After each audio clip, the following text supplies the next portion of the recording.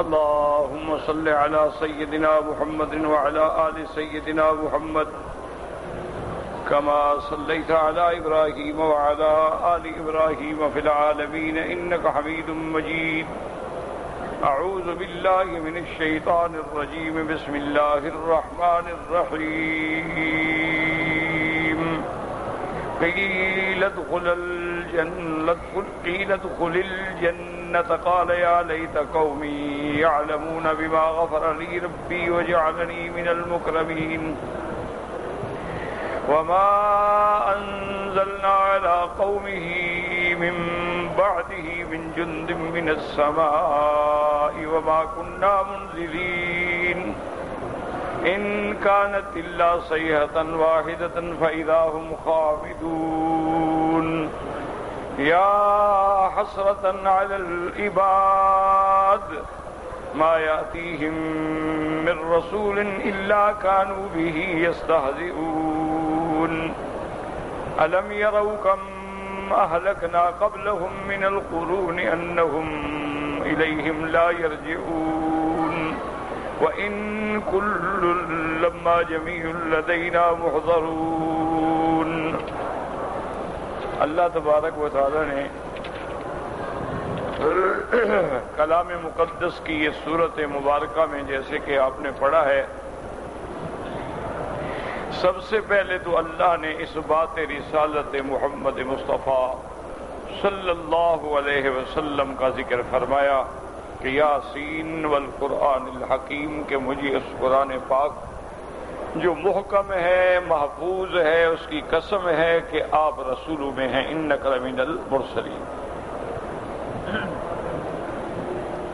علی صراط مستقیم، اور آپ بالکل سیدھے رستے پہ ہیں. اور یہ کتاب جو ہے تنزیل العزیز الرحیم، اس غالب رب کی جو مہربان ہے اتاری ہوئی ہے.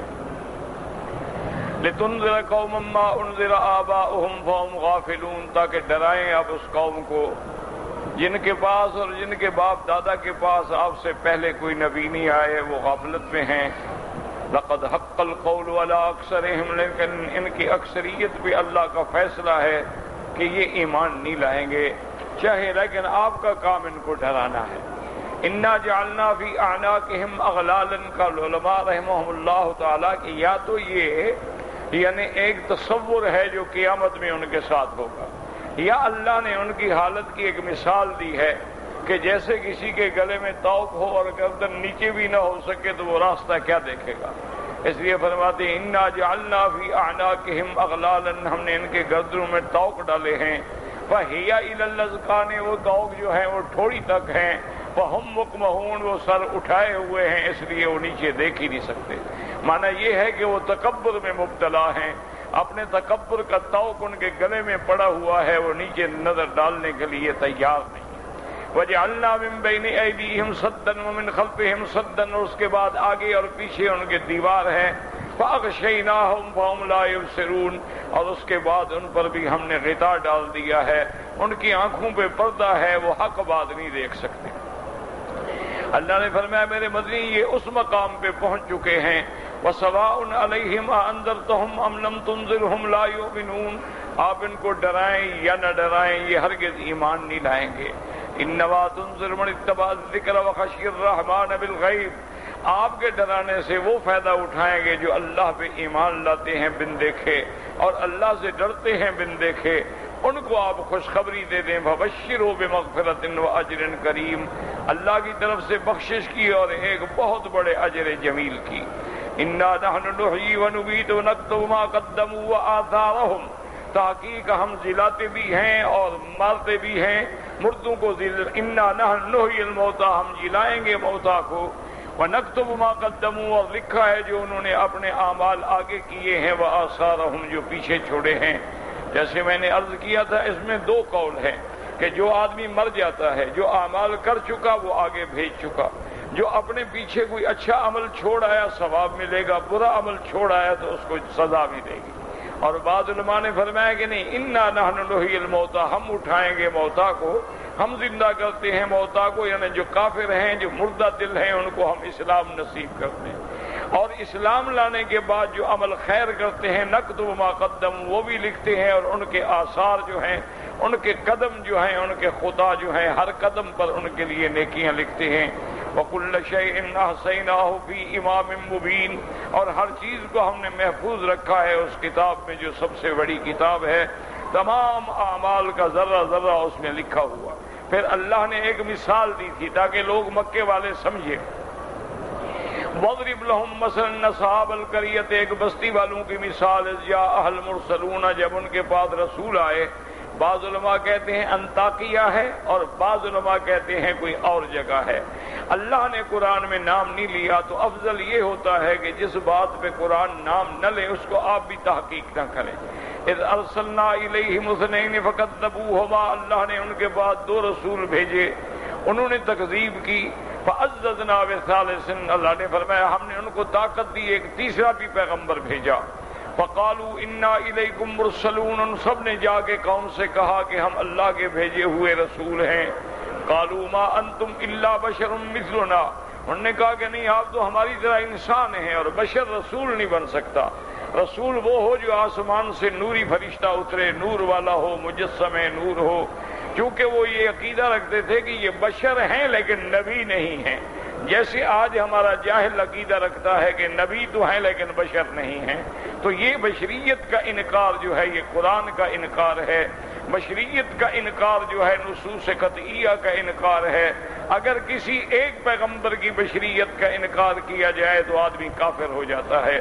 قالوا ما انتم الا بشر مثلنا، انہوں نے کہا کہ آپ تو ہماری طرح انسان ہیں، کھاتے ہیں، پیتے ہیں، سوتے ہیں، جاگتے ہیں۔ وما انزل الرحمن من شیء، آپ پہ اللہ نے کوئی کتاب نہیں اتاری۔ ان انتم الا تکذبون، نعوذ باللہ تم اپنی طرف سے جھوٹ بولتے ہو۔ اللہ کے پیغمبروں کا حوصلہ دیکھیں، حلم دیکھیں کہ کوئی غصہ نہیں کیا۔ قالوا ربنا یعلم، ہمارا رب جانتا ہے۔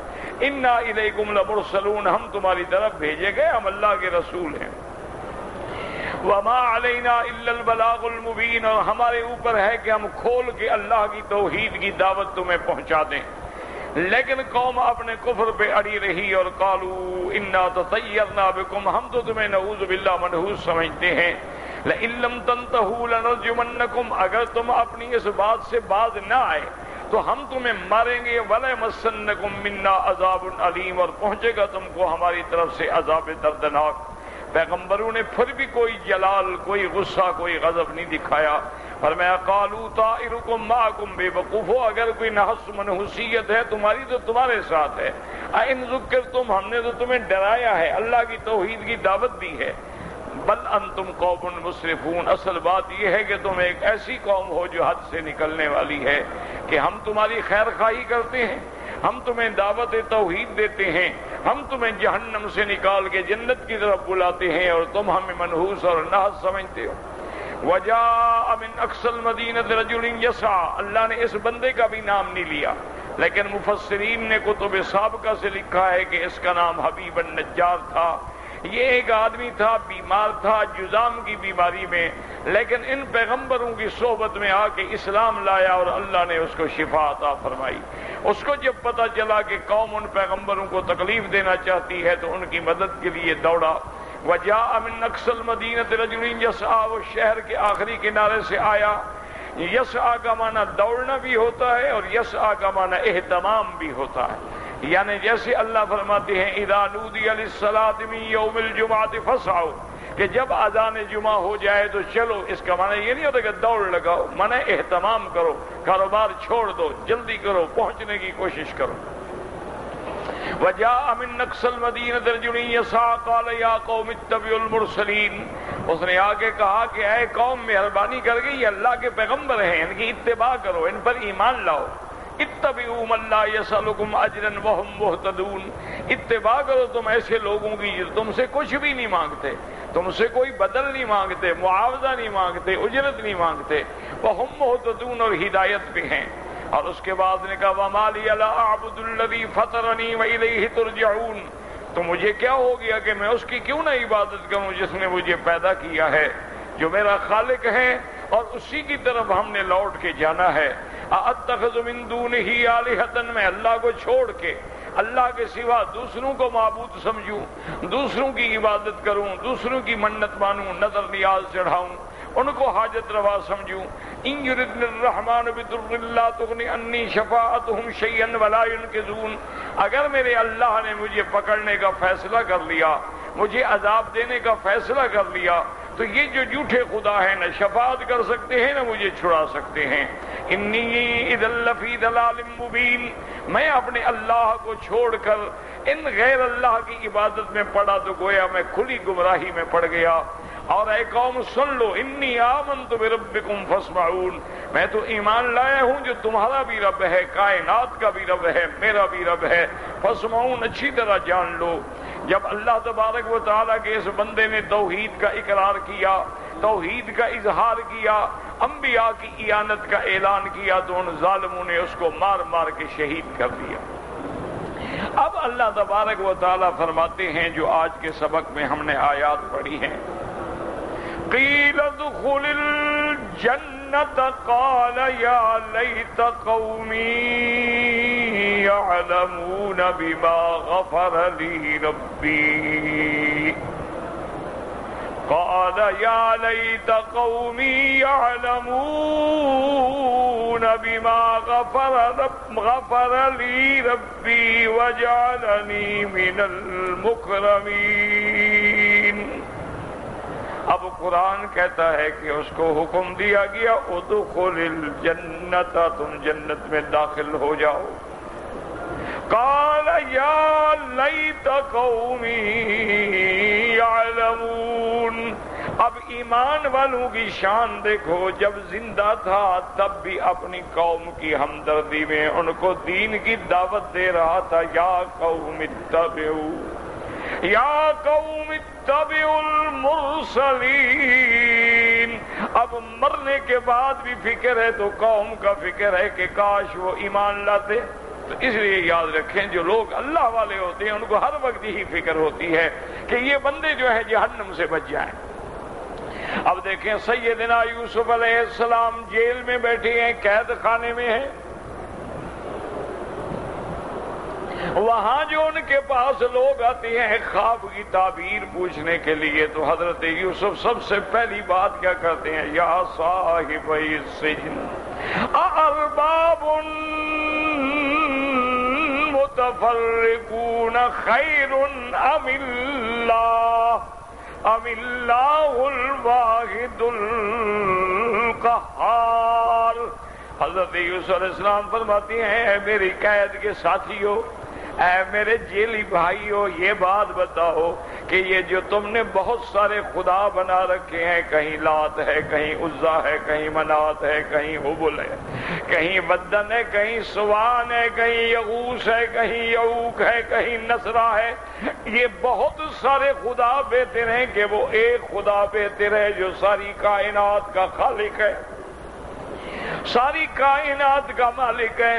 اور پھر جن کو تم مشکل کشا سمجھتے ہو، حاجت روا سمجھتے ہو، جن کی تم منتیں مانتے ہو، نظریں چڑھاتے ہو، کسی کا نام تم نے غوث رکھا ہوا ہے، کسی کا نام تم نے سلطان العارفین رکھ دیا ہے، کسی کا نام تم نے حاجت روا رکھ دیا، کسی کا نام داتا رکھ دیا، ما تعبدون من دونہ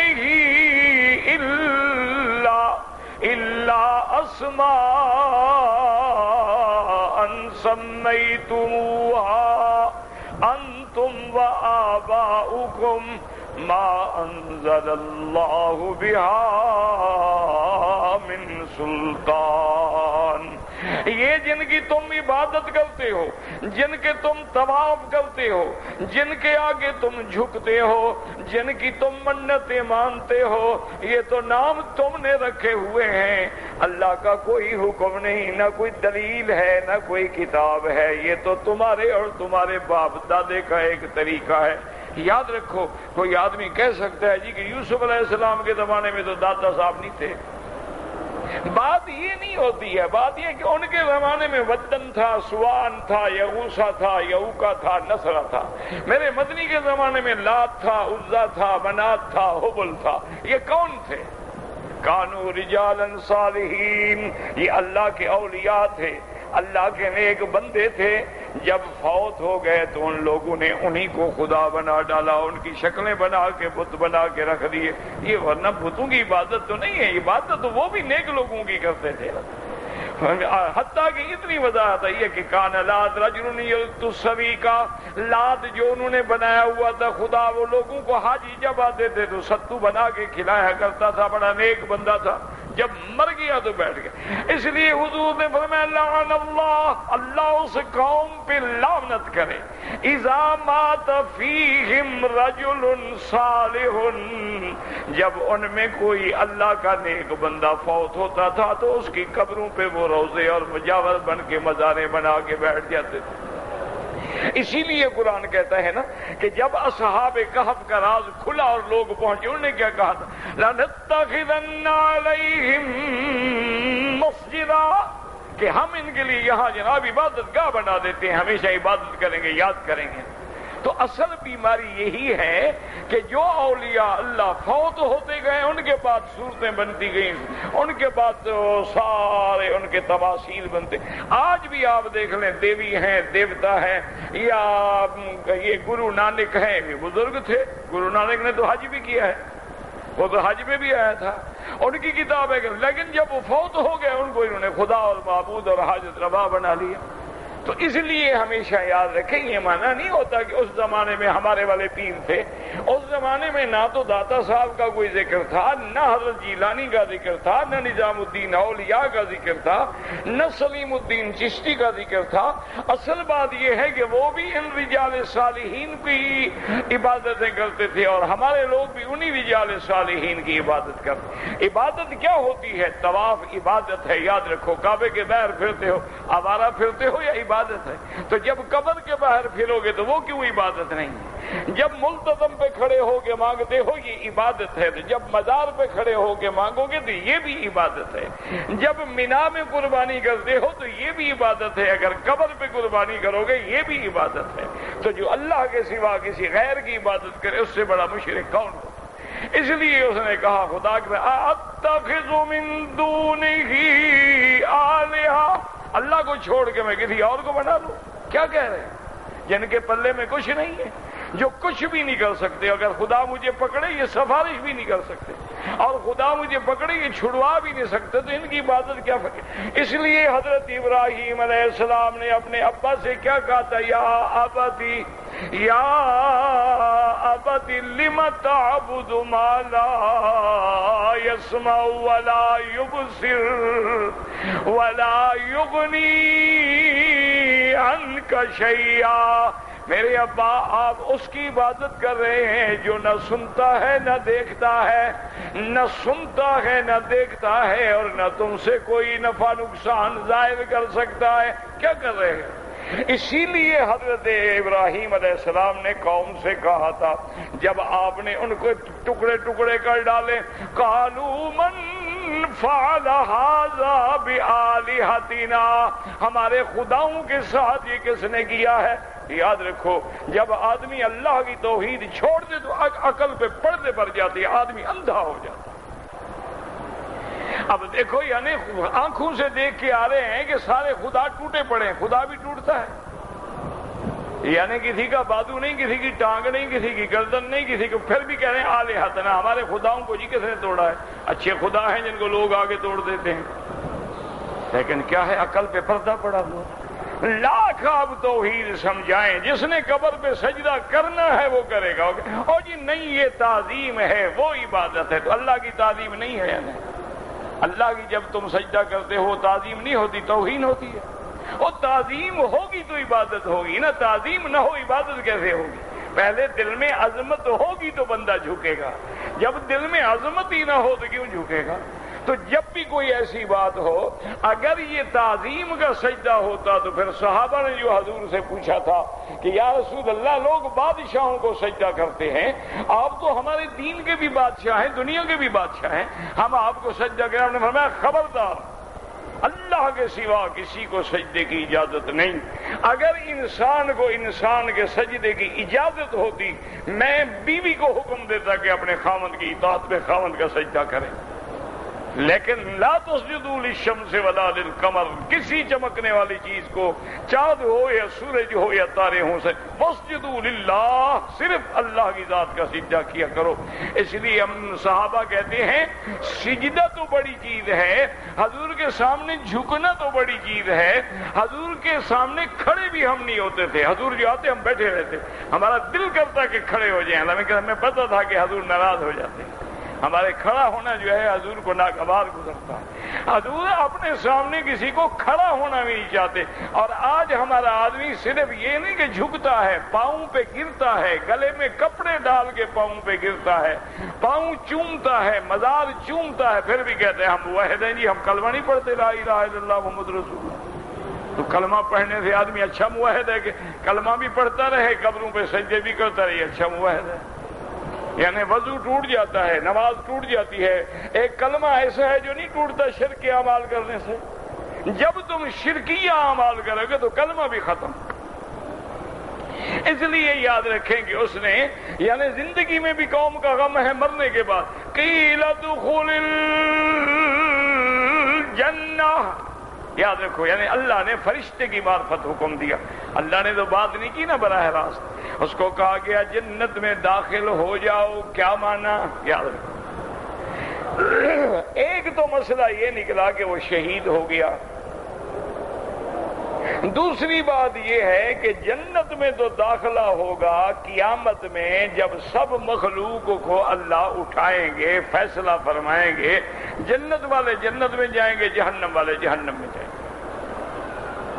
مرنے کے بعد کیا مانا کہ تم جنت میں داخل ہو جاؤ؟ جنت میں تو کوئی داخل ہو سکتا نہیں، اور قرآن کہتا ہے کہ اس کو کہا گیا قیل ادخل الجنت۔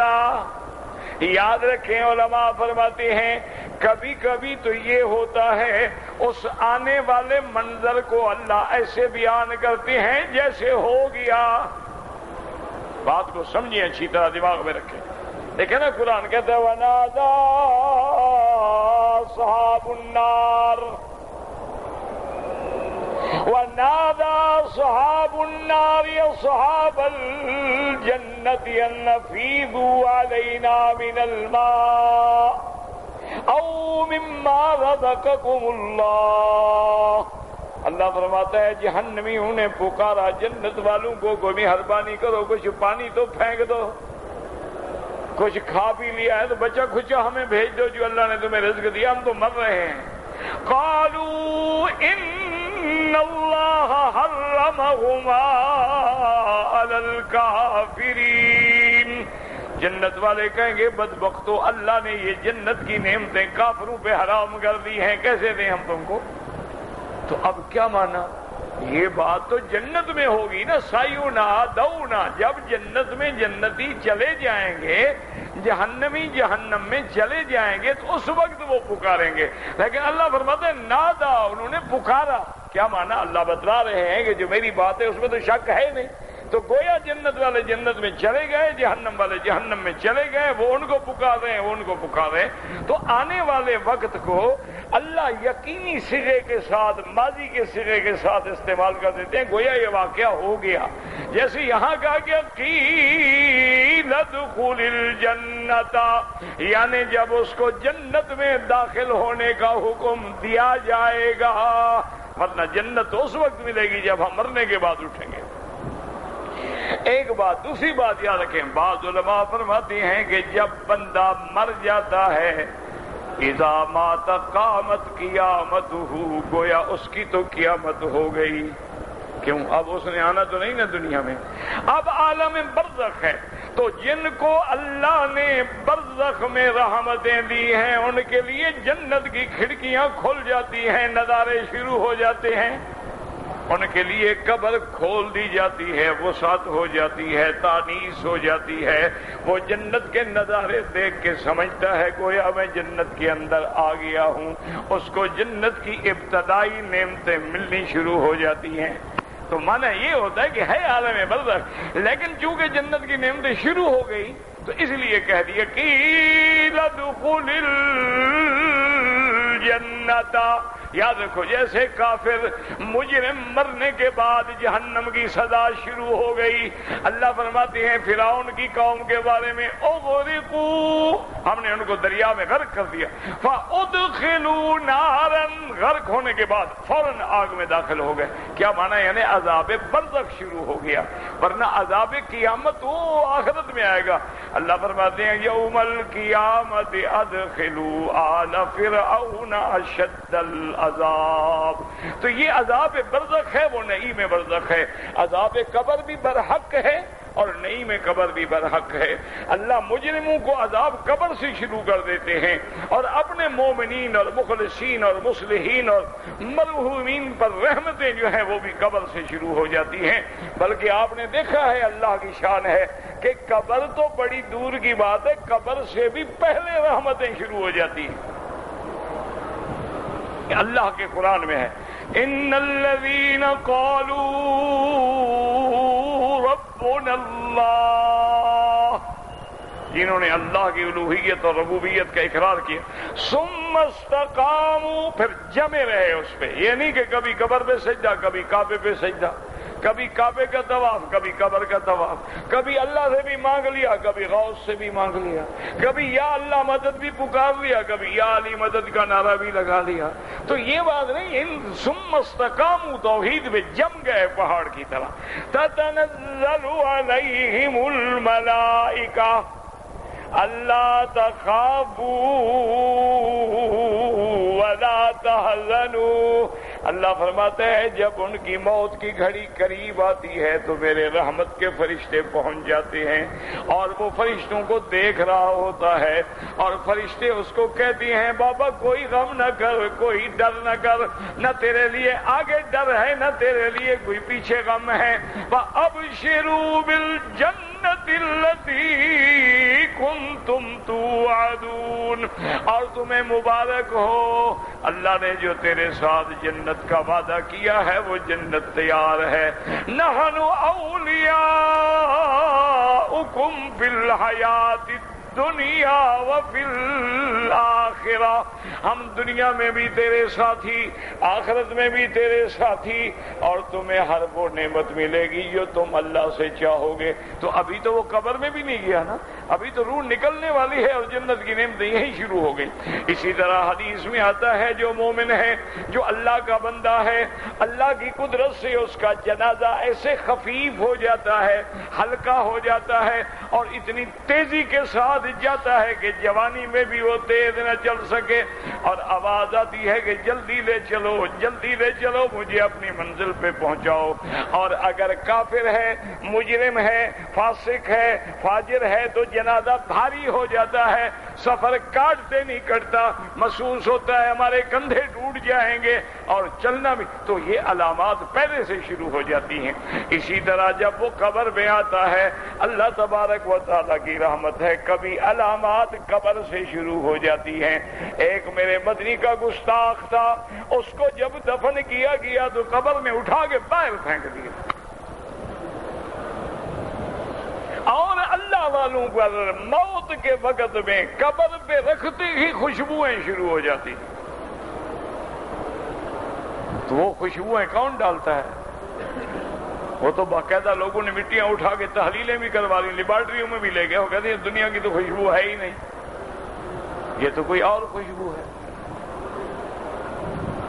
اب یعنی آپ اندازہ کریں نا، ابھی ایک کافر ہے، مسلمان بھی نہیں ہے، بہت بڑا وہ ماہر ہے، اس نے جو تجزیہ کیا ہے زمزم کا، چلو زمزم تو ایک شان والی بات ہے نا، وہ کہتا ہے کہ میں نے ایک سادہ پانی کی تحلیل کی اور ایک وہ پانی تھا جس پہ مسلمان نے صرف پڑھا بسم اللہ الرحمن الرحیم دم کا، وہ کہتے ہیں بسم اللہ پڑھنے سے اس کے سارے گریڈ جو تھے بدل گئے۔ وہ کافر ہے، وہ تو مسلمان نہیں ہے۔ تو اس لیے علماء فرماتے ہیں کہ اس کی موت کے بعد شہادت کے بعد جنت کی نعمتیں شروع ہو گئیں، گویا وہ جنت میں داخل ہو گیا۔ اس لیے حدیث میں آتا ہے اس کو کہا جاتا ہے نم کا نومت العروس، جنت کی کھڑکی بھی کھل جاتی ہے اور حکم ہوتا ہے اب سو جاؤ، آرام کرو، جیسے دولہا سوتا ہے اس کو کوئی نہیں اٹھا سکتا مگر اس کے اپنے قریب اہل والے اٹھائیں گے۔ قیل ادخل الجنت قال، اب اس نے کیا کہا؟ قال یا لیت قومی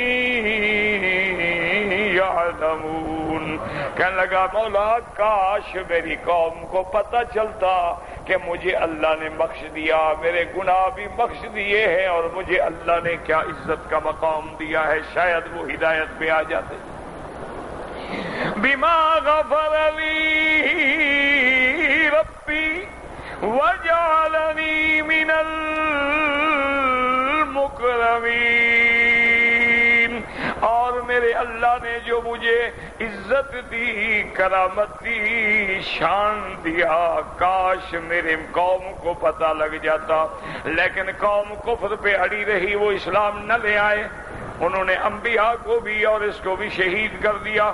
اب اللہ فرماتے ہیں ان کا انجام پھر دنیا میں کیا ہوا؟ وَمَا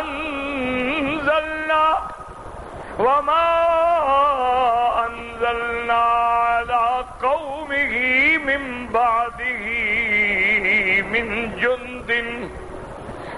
جُندٍ مِّنَ السَّمَاءِ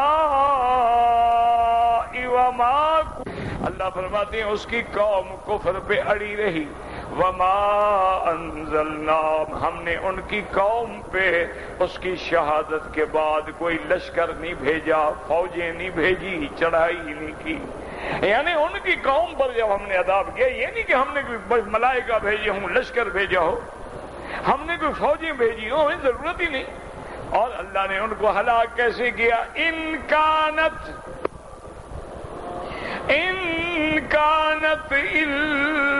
إلا صيحة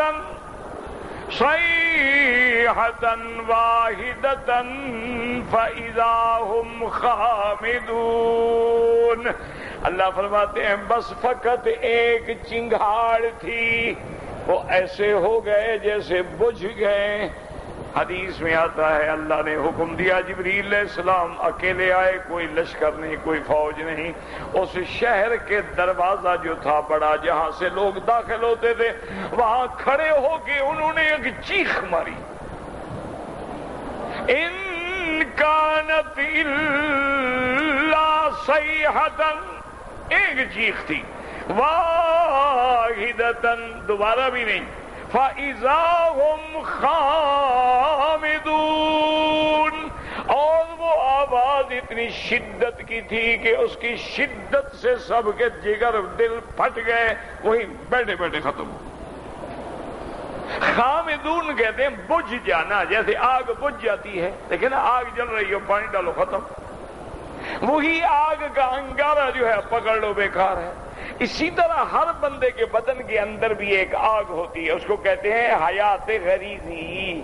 دیکھا نہیں آپ نے کہ آدمی کا آخری وقت ہو نا تو لوگ آتے ہیں، دیکھا کہ بھائی پاؤں ٹھنڈے ہو گئے، یار ہاتھ بھی ٹھنڈے ہو گئے، بدن سارا ٹھنڈا ہو گیا، یعنی وہ گرمی، حیات والی جو گرمی تھی نا غریزی، وہ ختم ہو گئی۔ وہ خامدون، وہ بھی ایسے ہو گئے جیسے بجھ گئے، بالکل کوئی ہل نہیں سکا، ایک فرشتے کی آواز نے ختم کر دیا۔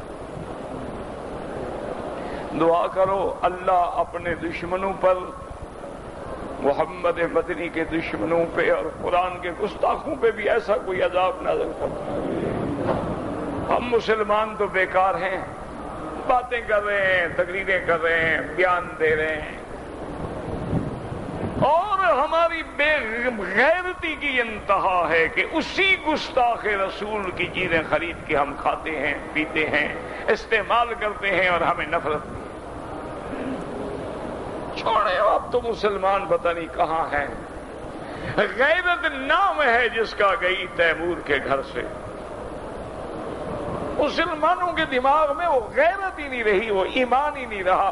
حرام کھا کھا کے اتنے دل ہمارے سیاہ ہو گئے ہیں کہ ہمارے سامنے قرآن کی گستاخی ہو رہی ہے، محمد مدنی کے کارٹون بنائے جاتے ہیں، محمد مدنی کے ازواج پہ بکواس کی جاتی ہے۔ تیری بیوی کو کوئی گالی دے غیرت آ جاتی ہے تو محمد مصطفیٰ کی بیوی کی غیرت نہیں آتی؟ مسلمان ہو تم؟ کون کہتا ہے ہم مسلمان ہیں؟ ہم اسلام کے نام پر کلنک کا ٹیکا ہے۔ ہم ایک دوسرے سے لڑنے کے لیے بڑے بہادر ہیں جناب۔ یہ حنفی شافی سے لڑے گا، شافی مالکی سے لڑے گا، وہ حنبلی سے لڑے گا، وہ اہل حدیث سے لڑے گا، اہل حدیث سارے جہان سے لڑیں گے، آپس میں لڑنے کے لیے تیار ہیں۔ لیکن آج تک ایمان سے کہیں علماء نے کسی امت مسلمہ کے بڑے بڑے سکالر اور بڑے بڑے ڈاکٹر اور بڑے بڑے پروفیسر وہ مر گئے ہیں کہ اکٹھے ہو کے جواب دیں؟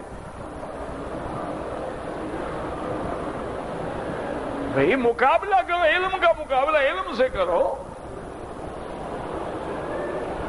وہ باطل کو اگر فلم بنا سکتے ہیں، وہ باطل کو ڈرامے بنا سکتے ہیں، تم نے تو حق کی بات کہہ دی، اور حق ایسی چیز ہوتا ہے جب حق آتا ہے یاد رکھو باطل مٹ جاتا ہے۔ اللہ فرماتے ہیں کہ جب ہم حق کو مارتے ہیں نا، نضرب بالحق علی الباطل فیدمغہ، اس کے دماغ کو ہم پاش پاش کر دیتے ہیں۔ آج بھی آپ پوری دنیا میں ہمارے علماء، ہمارے سکالر، ہمارے بڑے بڑے پروفیسر، بڑے بڑے چینلوں پہ آپ کے تقریریں کرنے والے اور عامل پھونک مارنے والے مر گئے ہیں۔ کیوں نہیں پھونک مارتے ان کو؟ تمہاری پھونکیں ہم مسلمانوں کے لیے ہیں، تمہارے استخارے ہمیں ڈرانے کے لیے ہیں، تمہارے وظیفے اور تمہارے چلے صرف ہمیں پریشان کرنے کے لیے ہیں۔ دشمن محمد مصطفیٰ کے لیے تمہارے پلے میں کچھ نہیں ہے۔ تو معلوم ہوا کہ فراڈ ہے، تم پیٹ بھرنے کے لیے مداری بن کے بیٹھے ہوئے، پلے کچھ بھی نہیں۔ اب اور کچھ نہیں کر سکتے ہو تو ہر مسلمان یہ تو کر سکتا ہے کہ تہجد میں، نماز میں، فجر میں، ظہر میں، عشاء میں، طواف میں، ملتزم پہ، حتیم پہ، مقام ابراہیم پہ جا کے اسلام کی عظمت کے لیے دعا کرے اور کفر کی ہلاکت کے لیے دعا کرے۔ آج ایک طرف سے دیکھ لیں، مشرق سے مغرب تک دیکھ لیں، عراق میں دیکھ لیں، فلسطین میں دیکھ لیں، صومالیہ میں دیکھ لیں، شیشان میں دیکھ لیں، افغان میں دیکھ لیں، ہر جگہ اگر خون بہ رہا ہے تو مسلمان کا بہ رہا ہے۔ ہر جگہ اگر آپ اخبار لے لیں پڑھتے ہیں، یہاں اتنے مر گئے، یہاں اتنے مر گئے، یہاں اتنے مر گئے، یہاں اتنے مر گئے، یہاں اتنے مار دیے گئے، یہاں اتنے مار دیے گئے۔ اس نے بیوی کو مار دیا، اس نے بیٹی کو مار دیا، بیٹی نے باپ کو مار دیا، باپ نے۔ جب تم اللہ کے دین سے ہٹو گے تو پھر یہ عذاب آئے۔ وَيَلْبِسَكُمْ شِيَعًا، اللہ فرماتے ہیں پھر میں ایک ایسا عذاب تم پہ بھیجوں گا کہ تم ٹکڑے ٹکڑے ہو جاؤ گے۔ تمہاری مسجدیں الگ، تمہارے لباس الگ، تمہارے رنگ الگ، اس کی مسجد الگ ہے، اس کی مسجد الگ ہے۔ وہ مسجد جو ہے جی یہ کس کی ہے؟ جی بریلویوں کی ہے۔ یہ کس کی ہے؟ دیوبندیوں کی ہے۔ یہ کس کی ہے؟ تبلیغیوں کی ہے۔ یہ کس کی ہے؟ اہل حدیثوں کی ہے۔ یہ کس کی ہے؟ تحریک اہل سنت والوں کی۔ یہ کس کی ہے؟ سبز پگڑی والوں کی۔ یہ کس کی ہے؟ کالی پگڑی والوں کی۔ خدا کی بھی مسجد کہیں ہے؟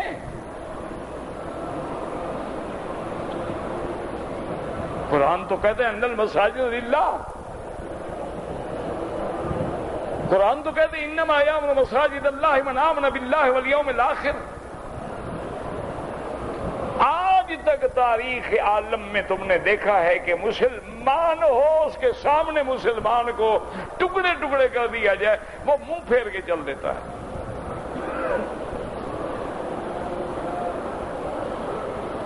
اس لیے کچھ نہیں کر سکتے ہو، ہم تو بے حس ہو چکے ہیں۔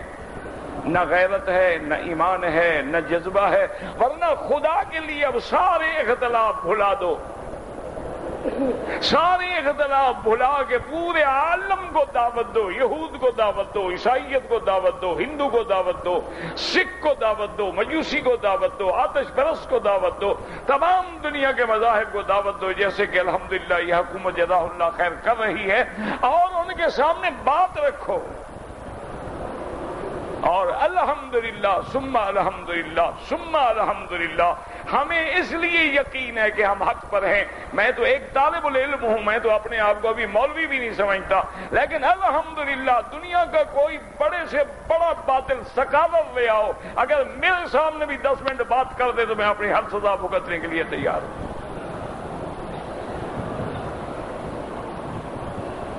باقی یہ مکر اور فریب اور جناب پگڑیاں باندھ کے اور دھوم مچا دو, یہ اسی سے کافروں سے لڑو گے. خدا کا خوف کرو. جب تم نبی کو خدا بنا دو, ان کی بھی مرضی وہ گستاخی کرے. جب تم اولیاء اللہ کو مشکل کشا بنا دو, ان کی بھی مرضی ہے. پھر جب تم کلمہ بدل ڈالو, اذان بدل ڈالو, اسلام بدل ڈالو, قرآن بدل ڈالو, تو پھر دشمن سے کیسے مقابلہ کرو گے؟ جو آدمی تمہارے مسلک پہ عمل نہیں کرتا, تم کہو کروڑوں بندوں کی نماز ہی نہیں ہوتی. پھر ہم نے تو ایک دوسرے کو خود بے ایمان بنا دیا ہے, مقابلہ کیسے کریں گے؟ ہم نے تو ایک دوسرے کو خود کافر بنا دیا ہے. جنہوں نے دین کا کام کرنا ہوتا ہے نا, یاد رکھیں کہ عطا اللہ شاہ بخاری رحمت اللہ علیہ ختم نبوت کے مسئلے پہ قید میں تھے, اور بریلویوں کے ایک بہت بڑے عالم تھے, مجھے اللہ کرے صحیح نام یاد ہو, ابو الحسنات تھے شاید رحمت اللہ, وہ بھی فوت ہو گئے, وہ بھی قید میں تھے. تو وہ جب ایک وقت میں جیلیوں کو بارک سے نکالا جاتا ہے حمام جانے کے لیے, تو وہ حضرت ابو البرکات جب جاتے تو بخاری لوٹا بھر کے ان کے پیچھے لے کے جاتے اور باہر کھڑے رہتے. پھر جب وہ مانگتے تو لوٹا رکھتے, اندر جگہ تنگ تھی. تو کسی نے کہا کہ حضرت آپ عطا اللہ شاہ بخاری ہیں, اور آپ جناب اپنے علماء دیوبند کی ایک مایہ ناز اور عظیم لیڈر ہیں, اور آپ بریلوی آدمی کے لیے اتنی انہوں نے کہا یہ بریلوی کا جھگڑا نہیں, میں تو نانے کی ختم نبوت کے لیے لڑ رہا ہوں. میرے نانے کی ختم نبوت کے لیے اگر جنگل کے درندے بھی میری مدد کریں گے تو میں ان کا بھی منہ چوم لوں گا. اور تم ایسے دور میں بھی اختلاف کر رہے ہو, اور ایک دوسرے پہ فتوے لگا رہے ہو, اور ایک دوسرے کی نمازیں باطل کر رہے ہو. یہ وقت ہے سارے جھگڑے کھوڑ کے متحد ہو جاؤ, متفق ہو جاؤ, اور کفر کو جواب دو, اور علمی جواب دو. لڑائی سے جواب نہیں ہوتے, یاد رکھو, لڑائی سے کچھ بھی نہیں ہوتا. نہ ایمان سے کہیں, حضرت عثمان کے زمانے سے شیعت پیدا ہو گئی نا, حضرت علی کے زمانے میں طاقت مل گئی, شیعہ نے علی, شیعہ سنی یعنی اسی وقت سے جھگڑا شروع ہو گیا نا. آج تک کتنے مر گئے؟ کیا سنی ختم ہو گئے, شیعہ ختم ہو گئے؟ حضرت علی کے زمانے سے خوارج پیدا ہو گئے, نواسب پیدا ہو گئے, اہل بیت کے دشمن پیدا ہو گئے. آج تک خارجی موجود ہیں, وہ مر گئے یا ہم مر گئے؟ یہ لڑائیوں سے مسئلے حل نہیں ہوتے, یہ مسائل علم سے حل ہوتے ہیں. کہ آج ہمارے علماء, آج ہمارا پڑھا لکھا نوجوان, آج ہمارے نئے نئے جو ماشاءاللہ نوجوان ذہن ابھر رہے ہیں, وہ اپنے علم کو, اپنی پوری قوت کو مجتمع کر کے بیٹھیں, اور ہر موضوع پہ تیاری کریں, ہر زبان میں کتابیں لکھیں, پمفلٹ لکھیں, چینل پہ آئیں, ویب سائٹ پہ آئیں. دشمن کا مقابلہ انہی ہتھیاروں سے کرو گے. یہ معنی نہیں ہوتا کہ وَاعِدُّوا لَهُم مَّا اسْتَطَعْتُم مِّن قُوَّةٍ, کہ وہ میزائل لے آئے اور تم گھوڑے پہ بیٹھ کے لڑنے کے لیے چل پڑو. یہ کہاں قرآن نے لکھا ہے؟ آج کل ہمارے تو ابھی اس بات میں بھی جھگڑا ہے, جی ٹی وی پہ مولوی کا آنا جائز ہے کہ ناجائز. اچھا, جو آتا ہے وہ کبھی نہیں کہتا. جس کو ٹی وی پہ آنے کا موقع مل جائے وہ اس کے لیے تو ویسے ہی جائز ہو گئی نا, وہ کبھی اعتراض نہیں کرے گا. اچھا, آنے والا کو بڑا طاقتور مولوی ہو, اس کا نام بھی کوئی نہیں لیتا, میرے جیسا کمزور ہے. اچھا مولوی صاحب بھی اب ٹی وی پہ آ گئے, توبہ توبہ توبہ. صحابہ نہیں آئے, صحابہ کے زمانے جناب ہوائی جہاز نہیں تھے, ہوائی جہاز پہ بھی نہیں چڑھے. صحابہ کے زمانے میں کاریں نہیں تھیں, وہ جناب کاروں پہ بھی نہیں چڑھے. صحابہ کے زمانے میں ٹرین نہیں تھی, وہ ٹرین پہ بھی نہیں چڑھے. صحابہ کے زمانے میں تو کوئی اخبارات بھی نہیں تھے, مواصلات بھی نہیں تھے, ویب سائٹ بھی نہیں تھی, انٹرنیٹ بھی نہیں تھا. آج سارا علم اس سے مٹا ڈالیں ہم. یہ کیا بات ہوئی؟ اس لیے خدا کے لیے تنگ نظری چھوڑ دیں، جھگڑے چھوڑ دیں، اختلاف چھوڑ دیں، حضور کی امت کو مجتمع کریں، اکٹھا کریں اور ملائیں، اور کفر کا مقابلہ علم کا مقابلہ علم سے کریں، فلم کا مقابلہ فلم سے کریں، ویب سائٹ کا مقابلہ ویب سائٹ سے کریں، چینل کا مقابلہ چینل سے کریں۔ اب دشمنوں کے پاس چینل ہے، 24 گھنٹے وہ دکھلا رہے ہیں، اور مولوی کی آواز کتنے سن لیں گے؟ 200 آدمی، 400 آدمی۔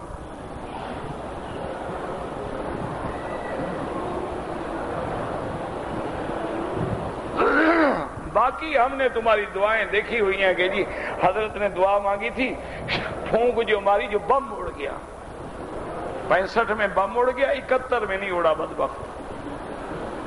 کہتے ہیں جی جب وہ ہندو آتے تھے نا پائلٹ بم مارنے کے لیے لاہور پہ، دادا صاحب مزار سے نکل کے بم پکڑ لیتے تھے، 71 میں ناراض ہو گئے تھے، انہوں نے کہا مرنے دو بدبخت۔ اور خدا کا خوف کرو، اللہ سے ڈرو۔ کیا عقیدے بنا رکھے ہیں تم؟ دشمنوں نے تو تمہارے مسجد اقصی کو گرانے کے فیصلے کر لیے ہیں، اور تم ابھی تک قبروں کے جھگڑوں میں پڑے ہوئے ہو۔ دشمنوں نے اس سے بڑی کوئی بات ہو سکتی ہے کہ 1 ارب 36 کروڑ مسلمان زندہ ہو اور میرے مدنی پاک کے نام پہ گستاخی کی جائے؟ 1 ارب 36 کروڑ مسلمان زندہ ہو اور عورت قرآن کے ورق لے کے اپنے حیض کا خون صاف کرے۔ اور مر جاؤ، نہیں مر سکتے ہو تو دعا تو کیا کرو۔ باقی دعا تو ہماری اس لیے منظور نہیں ہوتی جو اندر تو ہے حرام، منظور کیسے ہو؟ مولوی کے پیٹ میں بھی صدقہ زکوٰۃ کا ماشاءاللہ تغار بھرا ہوا ہے، تاجر کے پیٹ میں سود بھرا ہوا ہے، غریب کے پیٹ میں چوری کا مال بھرا ہوا ہے، دعا کہاں سے کام آئے؟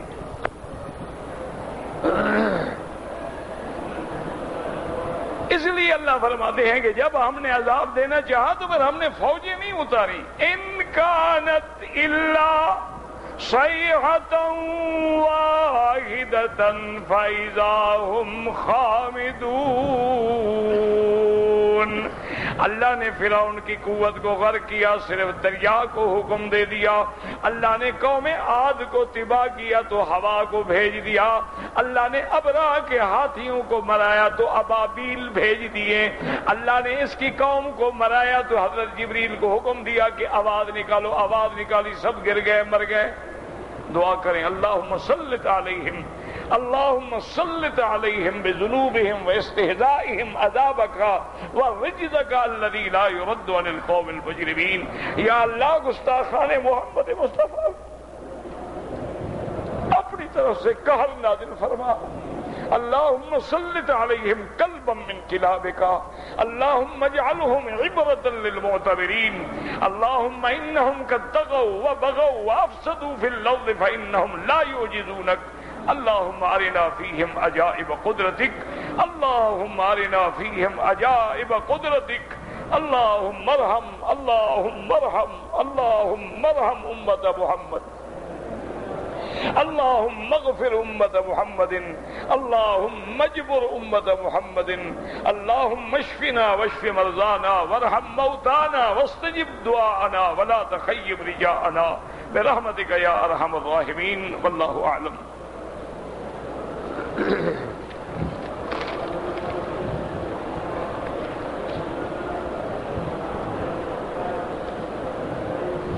بیوی بیمار ہے، اللہ شفا عطا فرمائے۔ اللہ پاک شفا دینے پہ قادر ہیں۔ سب چیز میرا بھائی، زندگی کا وقت مقرر ہے، دعاؤں سے ٹل نہیں سکتی موت اور نہ دعاؤں سے آ سکتی ہے۔ باقی جو اللہ نے لکھی ہے اللہ عافیت و صحت کے ساتھ گزارے۔ نام پہ انگوٹھے چومنا ہے، 1400 سال گزر گئے، امت سے ابھی تک یہ مسئلہ حل نہیں ہوا کہ انگوٹھے چومیں یا نہ چومیں۔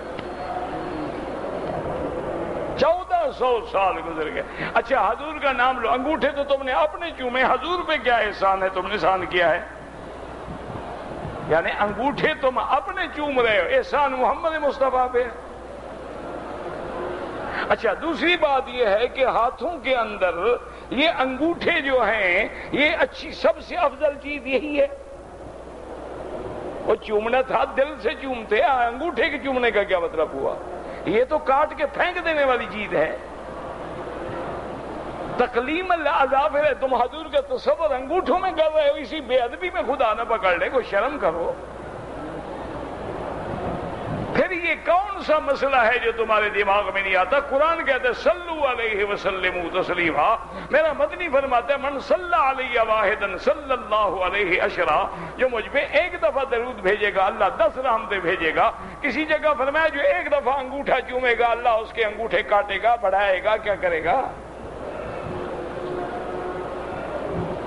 بس مسئلے ہیں، ان کو سمجھ نہیں آ رہے، 1400 سال گزر گئے ابھی پوچھ رہے ہیں۔ عورت حاملہ ہے اور خامند نے طلاق دے دی ہے، طلاق ہو جائے گی، لیکن خامند نے سنت کے خلاف عمل کیا، گنہگار ہے۔ یہ نہیں کہ طلاق نہیں ہوگی، طلاق تو ہو جائے گی۔ گولی حمل میں مارو یا بغیر حمل کے مارو، گولی تو لگے گی۔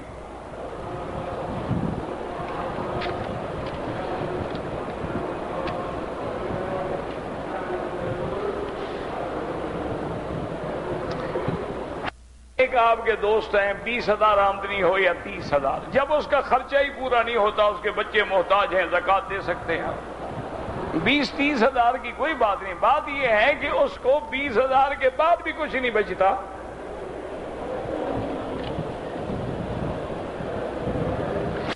حرام میں ہر جگہ دعا قبول ہوتی ہے، لیکن مانگنے والا مسلمان ہو، زبان پاک ہو اور دل پاک ہو۔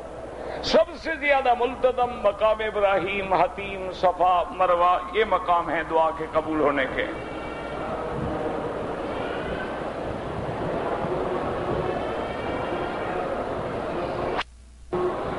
کہتے ہیں جی کہ کابل اخبار میں نے لکھا ہے، کابل اخبار کوئی نہیں، کابل اخبار، اس کی اکثر روایتیں جھوٹی ہیں۔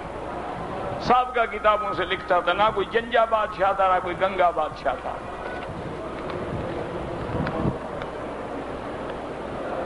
هل يجوز قراءة القرآن من الجوال وانا غير متوضئ؟ نعم يجوز، لأنه ليس فيها مس للمصحف۔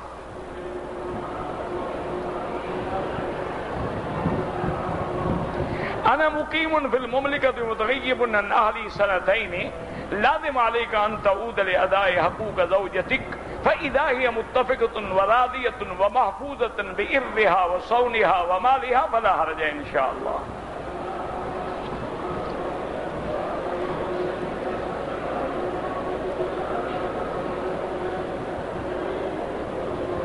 جو لوگ صفا مروہ پہ کھڑے ہو کے کعبے کی طرف اللہ اکبر اللہ اکبر، یہ کوئی نہیں ہے، ناجائز ہے، دعا مانگا کریں۔ اگر میاں بیوی آپس میں ملتے ہیں، جماع کرتے ہیں، تو اس دوران میں باتیں کرنا جائز ہے نہیں، دونوں کے منہ پہ کپڑا باندھنا چاہیے۔ یہ مسئلہ ہے بتا۔ پھر کہتے ہیں مکی صاحب ناراض ہو جاتے ہیں، مجھے بتاؤ ایمان سے کہو، غصہ آئے نہ آئے؟ جماع کر رہا ہے، بولنے کا مسئلہ پوچھ رہا ہے بدبخت۔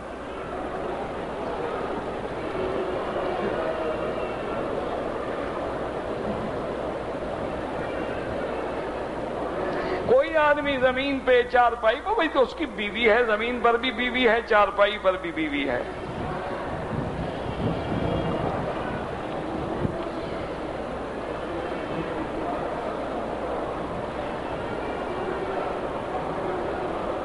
پتہ نہیں کیا، سبزی میں کوئی حرام حلال نہیں ہوتا، سبزی سب حلال ہے۔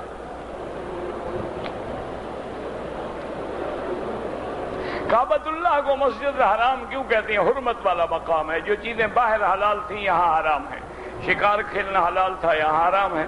کسی کو ایذا دینا ویسے ہی حرام ہے، یہاں تو کسی کے قاتل کو بھی پکڑنا حرام ہے۔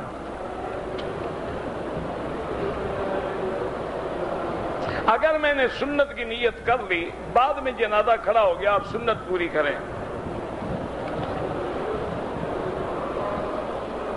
موبائل کے ذریعے جو فوٹو کھینچتے ہیں ناجائز ہے۔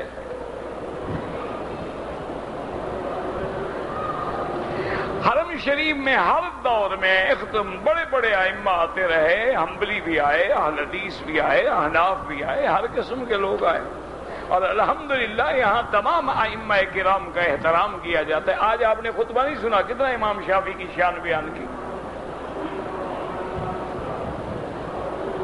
میرے بھائی کا بچہ بیمار ہے، اللہ شفا عطا فرمائے۔ نماز میں سجدے کی حالت میں اردو میں یا کسی اور زبان میں دعا نہیں کر سکتے. یا علی انت وشیتکہم الفائدون، یہ کسی حدیث میں نہیں ہے، من گھڑن تو ہے، کسی حدیث میں نہیں ہے. کر دیا کرو بس، بری لگے تو میرے لیے اللہ سے معافی مانگ لیا کرو. میری بہن کے بیٹے نے میرے ساتھ مل کے میری ماں کا دودھ پیا ہے، اس کے دوسرے بہن بھائیوں کے ساتھ رشتہ جائز ہے. جس نے دودھ پیا اس سے جائز نہیں. کیا آدھی آستین میں نماز ہو جاتی ہے لیکن مکروہ ہے. پورے کپڑے پہن کے آئے مسجد میں، خذوا زینتکم عند کل مسجد. جو حرم کے اندر آب زمزم کے نلکے لگے وہ پینے کے لیے ہیں، وضو کے لیے نہیں ہیں. مسجد میں بھی وضو ہوتا ہے بیوقوف آدمی. اگر پیشاب کے دوران، طواف کے دوران پیشاب کا تقاضا تو چھوڑ دو، طواف جا کے وضو کر کے دوبارہ شروع کرو. من یتق اللہ یجعل لہ مخرجا کا وظیفہ یہ ہے اللہ سے ڈرو، وظیفہ یہ ہے تقوی کرو، وظیفہ یہ ہے اللہ پہ یقین رکھو اور کثرت استغفار کرو. استغفر اللہ استغفر اللہ استغفر اللہ. میرا بیمار ہے آدمی، اللہ سب بیماروں کو شفا دے. انسانوں سے جو حساب کتاب ہوگا زمین پہ ہوگا کہ آسمانوں پہ ہوگا؟ زمین پہ ہوگا جناب. یوم تبدل الارض غیر الارض. اگر آدمی فوت ہو جائے اس کو دعا جو کرتے ہیں دفنانے سے پہلے وہ تو بدعت ہے، وہی دعا ہے جو تم نے جنازے میں کی ہے. اس کے بعد جب دفن کر لو تو قبر پہ بھی دعا جائز ہے. ربنا تقبل منا انك انت السميع العليم وتب علينا انك انت التواب الرحيم. صلى الله تعالى على خير خلقه سيدنا محمد وعلى اله واصحابه اجمعين.